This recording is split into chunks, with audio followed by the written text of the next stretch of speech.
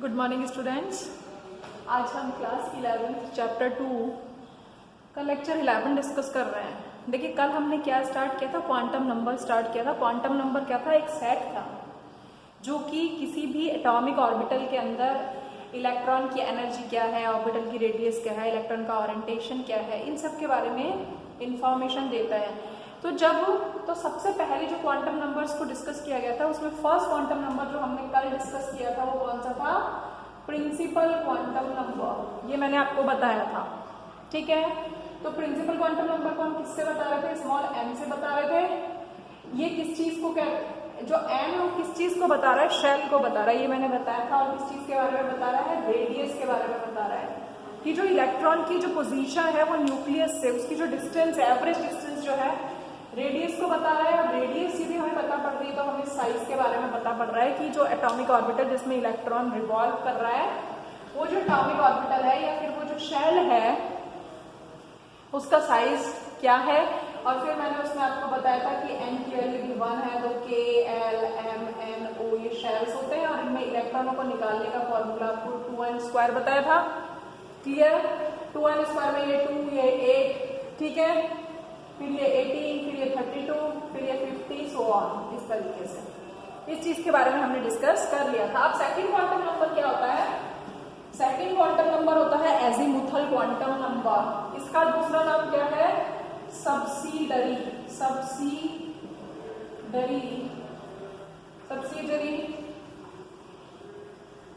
ठीक है, subsidiary quantum number भी कहते हैं इसको। और एक ही नाम है, एजीमुथल क्वांटम नंबर लिखा हो सकता है, सब्सिडरी क्वांटम नंबर लिखा हो सकता है, या ऑर्बिटल एंगुलर क्वांटम नंबर लिखा हो सकता है, ठीक है। अब ये क्या है? ठीक है, azimuthal quantum number, subsidiary quantum number और ऑर्बिटल एंगुलर क्वांटम नंबर। इसको किससे रिप्रेजेंट करते हैं? स्मॉल l से रिप्रेजेंट करते हैं। तो यदि कहीं पर स्मॉल l लिखा है तो आपके माइंड में तुरंत क्लिक होना चाहिए कि we are discussing about azimuthal quantum number और the subsidiary quantum number. Okay, ये किस चीज के बारे में बताता है? यदि कहीं पर l की वैल्यू दी हुई है, इट टेल्स अबाउट दी सब शेल। शेल के बारे में नहीं बताता, ये किसके बारे में बता रहा है? It tells about sub shell के बारे में बताता है ये, ठीक है।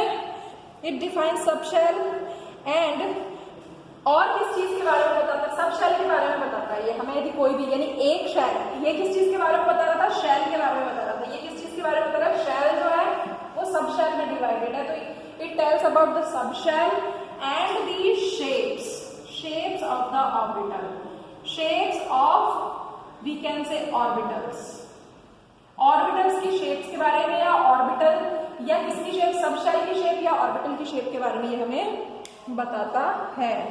क्लियर? ठीक है, तीन चीजें क्लियर हो गई। स्मॉल l किस चीज के बारे में बताता है। अब l की वैल्यू क्या हो सकती है? देखिए, l की वैल्यू हो सकती है 0 to, l की वैल्यू क्या हो सकती है?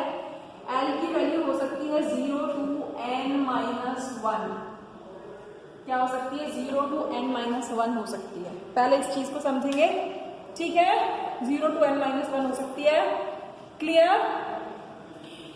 यानी 0 to n-1 क्या वैल्यू होगी? It depends upon the value 0 to n-1 हो सकती है, यानी n की वैल्यू से आपको सब कुछ सॉल्व करना है, ठीक है।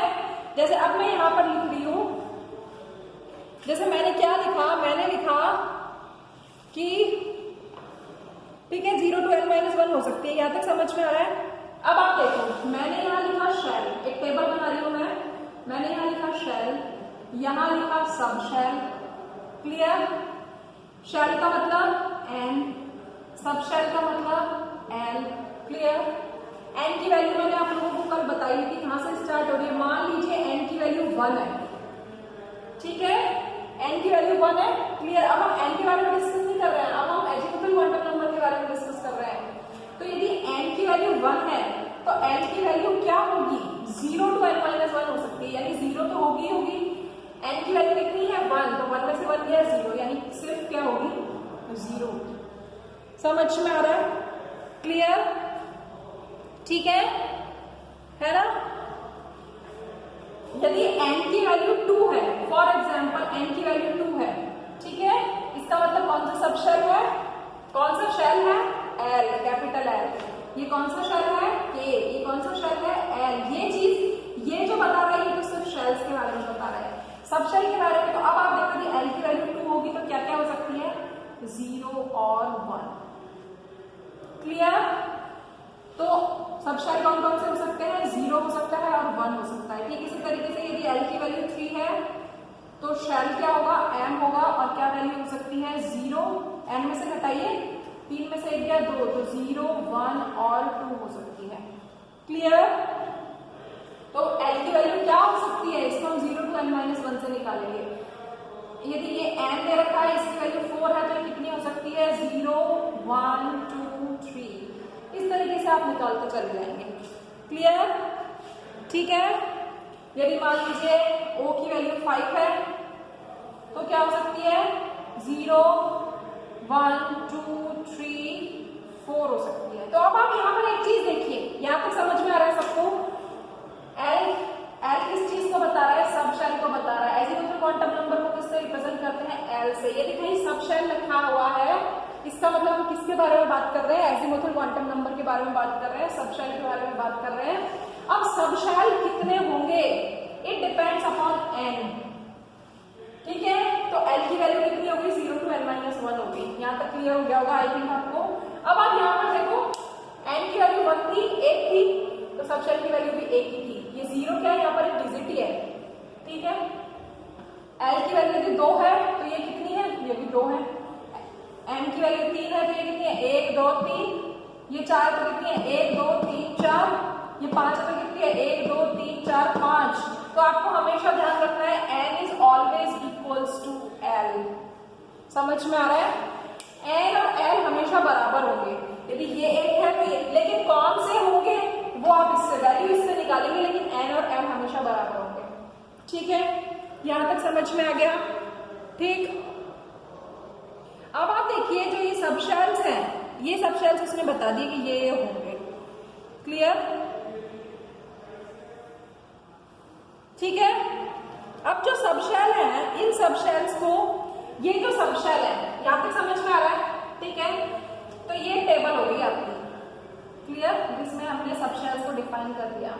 अब सब शेल कितने टाइप के होते हैं, ठीक है, सब शेल कितने होते हैं ये हम कैसे निकालेंगे। तो जो सब शेल होते हैं, सब शेल कितने होते हैं, देखिए अब हम यहाँ पर आगे चीज पढ़ेंगे सब शेल के बारे में कि सब शेल कितने होते हैं। सब शेल 4 होते हैं। कौन कौन से, सब शेल की अभी वैल्यू देखो कौन से निकल कर आई, 0, 1, 2, 3, 4 ऐसे। तो सब शेल कौन कौन से होते हैं, एक S होता है, एक P होता है, एक D होता है और एक F होता है। समझ में आ रहा है, कौन कौन से सब शेल्स होते हैं, सब शेल 4 होते हैं। जैसे शेल कितने थे, 5 थे, ऐसे ही सब शेल कितने होते हैं, 4 होते हैं। कौन कौन से, यदि L की वैल्यू 0 है, L की वैल्यू 0 है तो सब शेल कौन सा होगा, S। यदि P है, यदि L की वैल्यू 1 है तो सब शेल कौन सा होगा, P। यदि L की वैल्यू D है, L की वैल्यू 2 है तो सब शेल कौन सा होगा, 2। और यदि ये 3 है तो वैल्यू होगी F। ऐसे Z और H भी होती है, लेकिन आपके हिंट तक जरूरत पड़ेगी, इसलिए आपको यही सब शेल से समझना है, 0, 1, 2, 3। ठीक है, क्लियर, यहां तक समझ में आ गया। ठीक है, यहां तक समझ में आ रहा है कि कैसे निकालेंगे हम, ये हम इस तरीके से निकालेंगे। ठीक है, अब यहां पर आप एक चीज और देखिए कि यदि हमें क्या चीज निकालनी है, इलेक्ट्रॉन्स निकालने हैं। तो इसका मतलब इसमें यदि आपको यहाँ पर टेबल बनी हुई, इसका मतलब कौन सा सब शेल है यदि आपसे पूछा जाए तो 1s। 0 का मतलब S, 1s। समझ में आ गया, आपसे कहा जाए कि सब शेल को रिप्रेजेंट करिए तो आप बताएंगे 1s। इसका मतलब क्या हो गया, सबसे पहले ये कितना हो गया, 2s 2p, 2s 2p। Clear, इसका मतलब क्या हो गया, देखो S, P और D, S, P और D 3, लेकिन 3 किसके हुए, इसके। और 3d। समझ में आ रहा है? ठीक है, यहाँ पर देखो, यहाँ पर क्या हो जाएगा 4s 4p 4d 4f।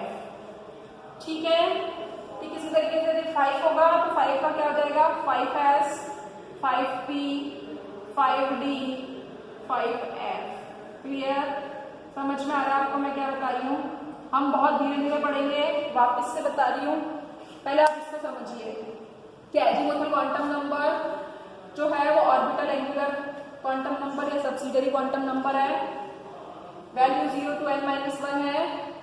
n से हम l निकालेंगे, सिर्फ अकेला l नहीं निकाला जा सकता। l की वैल्यू किस पर डिपेंडेंट है? n पर। n पता होगा तभी निकल पाएगी। ठीक है, तो कितने l कितने होंगे? उतने ही होंगे जितने n। यदि n 1 है तो ये भी 1 होगा, ये 2 है तो ये भी 2 होंगे, ये 3 है तो ये भी 3 होंगे, ये 4 है तो ये भी 4 होंगे, ये 5 है तो ये भी 5 होंगे, इसमें 5 जीरो और हो जाएगा। ठीक है, क्लियर? बट सबशेल्स जो है, जो हमारे पीरियोडिक टेबल में जो हमारे सबशेल्स काम आते हैं, दे आर 4।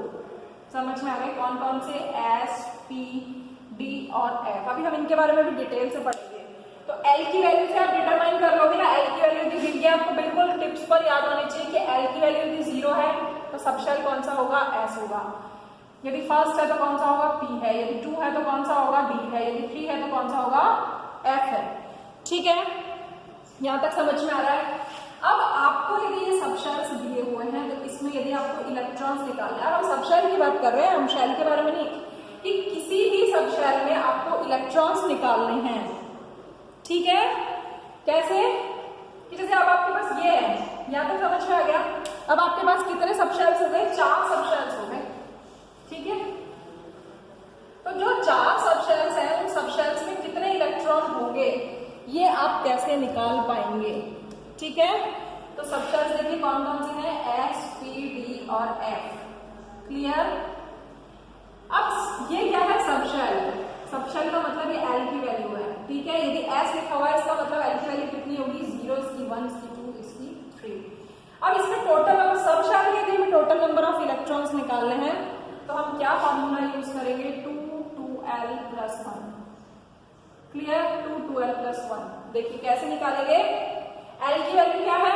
0, तो कितने हो गए? 2। ये किस चीज को बता रहा है? Number of electrons in subshell. Number of electrons in subshell. Clear? यहाँ पे देखो L की वैल्यू कितनी है? 1, तो 1 2 * 2 3 3 2 6। कितने इलेक्ट्रॉन्स हो सकते हैं? P सबशेल में 3 इलेक्ट्रॉन्स हो सकते हैं। ऐसे इसमें आप कैलकुलेट करोगे तो कितना आ जाएगा? 10। और इसमें कितना आ जाएगा? लगाओ, 3 दूनी 6 और 1 7, यानी 14। यानी S सबशेल में कितने इलेक्ट्रॉन आ सकते हैं? केवल 2। P में कितने आ सकते हैं? केवल 6। D में कितने आ सकते हैं? केवल 10। F में कितने आ सकते हैं? केवल 14 इलेक्ट्रॉन आ सकते हैं। समझ में आ रहा है? कितने इलेक्ट्रॉन्स आ सकते हैं? इतने इलेक्ट्रॉन्स आ सकते हैं। क्लियर?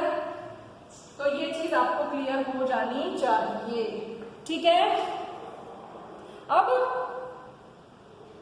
ठीक है, यहां तक आई थिंक कोई कंफ्यूजन नहीं होगा आपको। ठीक है, तो इतना आप पढ़ेंगे आज। ऐसे बिल्कुल क्वांटम नंबर ही पढ़ाऊंगी मैं, क्योंकि फिर जल्दी पढ़ाते हैं तो फिर आपको समझ में नहीं आता है। Okay, thank you.